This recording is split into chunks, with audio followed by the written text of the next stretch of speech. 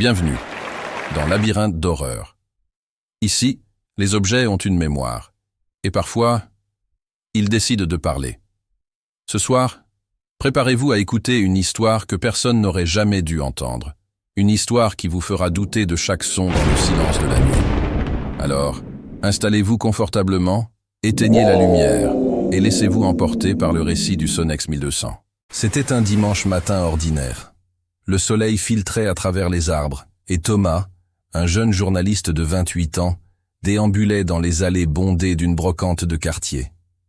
Il adorait ces lieux suspendus dans le temps, où chaque objet semblait murmurer des histoires oubliées. Entre des piles de vinyles poussiéreux et des livres aux pages jaunies par les années, son regard fut attiré par un appareil étrange, un bloc de métal et de plastique noir, un vieux dictaphone des années 80 marqué Sonex 1200.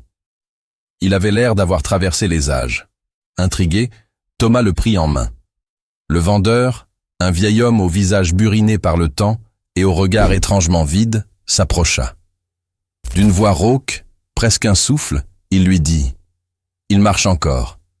Mais si j'étais vous, je n'écouterais pas les anciennes bandes. » Thomas esquissa un sourire. Une petite blague de brocanteur pour pimenter la vente, pensa-t-il. Amusé, il paya les quelques pièces demandées, glissa le dictaphone dans son sac à dos et reprit sa route. Il ne se doutait pas un seul instant que dans l'obscurité de son sac, la petite bande magnétique tournait déjà, silencieusement. De retour chez lui, la curiosité le poussa à tester son acquisition. Assis à son bureau, il appuya sur le bouton rouge « RUC ». Test. 1, 2. Ceci est un test du Sonex 1200. Il rembobina la bande et écouta. Le son était étonnamment clair, avec ce petit grésillement vintage qu'il aimait tant. Satisfait de sa trouvaille, il posa l'appareil sur sa table de chevet et s'endormit, bercé par le silence de la ville. Mais ce silence fut brutalement brisé. À 3 heures du matin, un bruit mécanique et répétitif le tira de son sommeil. Le dictaphone. Les petites bobines tournaient toutes seules dans la pénombre. Le cœur battant, il tendit la main, appuya sur « Play ». D'abord, rien que des chuchotements indistincts, comme un vent s'engouffrant dans une fissure. Puis, une voix grave, lointaine, se fit entendre, déformée, comme sortant du fond d'un puits. Elle semblait répéter un seul mot, son prénom. Thomas. Thomas. Glacé, il arrêta la lecture. Son cœur battait à tout rompre dans sa poitrine. Une blague? Une interférence radio? Il chercha désespérément une explication rationnelle. C'était sûrement un bruit de fond, une illusion sonore due à la fatigue. Mais au fond de lui, une petite voix lui soufflait que ce n'était pas une simple erreur technique. L'ambiance de l'appartement avait changé, elle était devenue lourde, oppressante. Les jours suivants furent un véritable calvaire pour Thomas. La peur s'était immiscée en lui, mais sa curiosité de journaliste était plus forte. Il devait comprendre. Chaque nuit, le même rituel macabre se répétait. À 3 heures pile, le dictaphone se mettait en marche, seul. Et les voix devenaient de plus en plus claires, de plus en plus proches. « Tu m'as trouvé », disait l'une. « Aide-moi », suppliait une autre. C'était un chœur de murmures perdus, piégé dans la bande magnétique. Il tentait de se persuader que son esprit lui jouait des tours, mais l'angoisse le rongeait.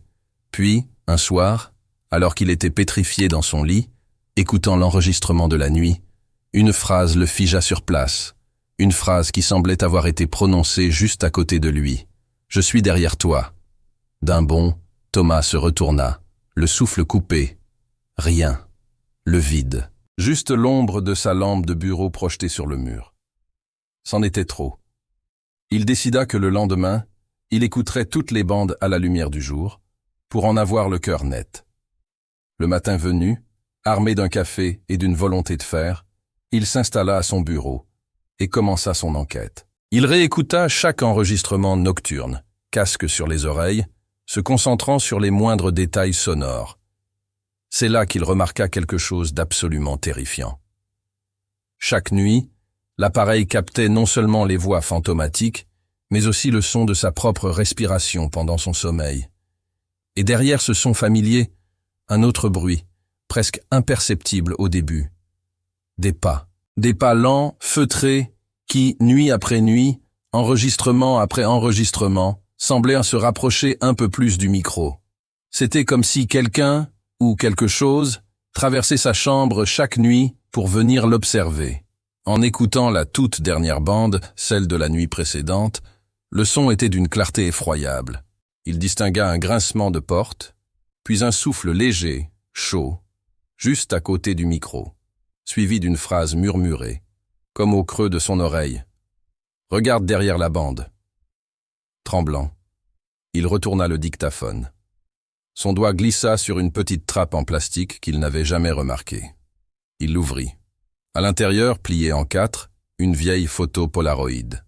Il la déplia. La photo montrait un homme, assis à un bureau, le dictaphone à la main, dans une pièce étrangement similaire à la sienne. L'homme sur la photo avait l'air terrifié. Au dos, une phrase était griffonnée à la hâte. « Tu es le suivant ». Ce soir-là, Thomas ne rentra jamais chez lui. Ses collègues, inquiets de son absence, alertèrent la police 2 jours plus tard. Quand les officiers forcèrent la porte de son appartement, ils trouvèrent un lieu étrangement calme. Tout était en ordre, sauf une chose.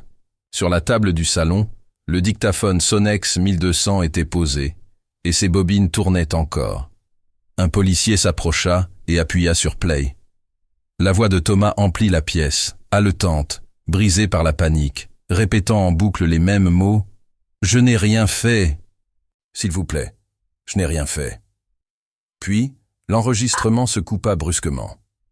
Après un long silence, une autre voix résonna, grave et glaciale, la même que dans toutes les bandes. « Chut!